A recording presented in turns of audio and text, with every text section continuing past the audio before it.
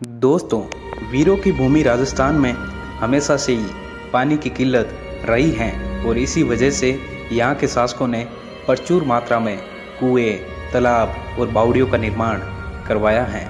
लेकिन एक बावड़ी ऐसी भी है जिसका निर्माण किसी शासक ने नहीं बल्कि भूत ने करवाया। हम बात करेंगे राजस्थान के जोधपुर से करीब 105 किलोमीटर दूर एक ऐतिहासिक गांव की, जिसे रणसी गांव के नाम से जाना जाता है और यही मौजूद है भूत बावड़ी।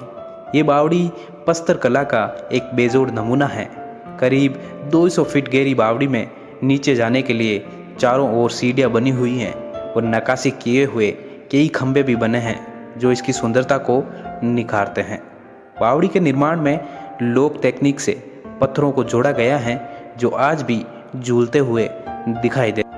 दोस्तों, इस बावड़ी के निर्माण के पीछे एक बहुत ही रोचक कहानी है। कहते हैं एक बार रणसी गांव के ठाकुर जय सिंह जी रात में अपने घोड़े पर सवार होकर कहीं जा रहे थे, लेकिन तभी उन्होंने देखा कि एक भूत ने उनको ललकारा है और कहा कि उनके साथ कुश्ती लड़े। ठाकुर साहब ने भूत की बात मान ली और उसके साथ कुश्ती लड़ी और भूत को हरा दिया। तब भूत ने कहा कि अब वो उनका गुलाम है, जो ठाकुर साहब कहेंगे वो वही करेगा।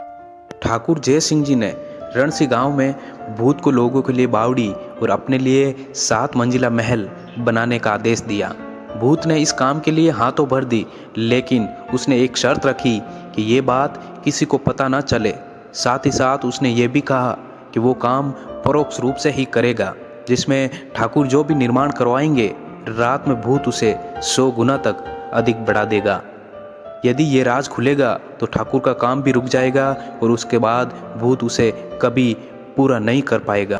ये बात विक्रम संवत 1600 की है, जब रणसी गांव में अनोखा निर्माण कार्य शुरू हुआ था। निर्माण करने वाले मजदूर भी हैरान थे कि दिन में वो जो भी निर्माण करते थे, आखिर वो अगले दिन कई गुना ज़्यादा कैसे हो जाता था। गांव के लोग भी इस चमत्कार को देखने आने लगे थे। बावड़ी और महल का निर्माण का कार्य प्रगति पर था, पर एक दिन ठाकुर जय सिंह की पत्नी ने इस अनोखे कार्य के बारे में पूछा। वचनबद्ध ठाकुर साहब ने बताने से मना कर दिया। इससे नाराज ठाकुराइन ने पति से बोलचाल बंद कर दी और खाना पीना भी त्याग दिया। ठाकुर ने निर्माण बंद होने के डर से ठाकुराइन को कुछ नहीं बताया, लेकिन दिन प्रतिदिन ठाकुराइन की तबीयत बिगड़ती गई और वो मृत्युशैया पर पहुंच गई। इसे देखकर ठाकुर को अपनी जिद छोड़नी पड़ी और उसने ठाकुराइन को सब कुछ बता दिया। जैसे ही ये राज खुला और महल और बावड़ी का निर्माण कार्य बंद हो गया। जो महल 7 खंडों का बनना था वो मात्र 2 खंडों का बनकर रह गया। बावड़ी करीब करीब पूरी बन चुकी थी, लेकिन उसकी एक दीवार अधूरी रह गई। राज खुलने के बाद ये दीवार भी नहीं बन पाई।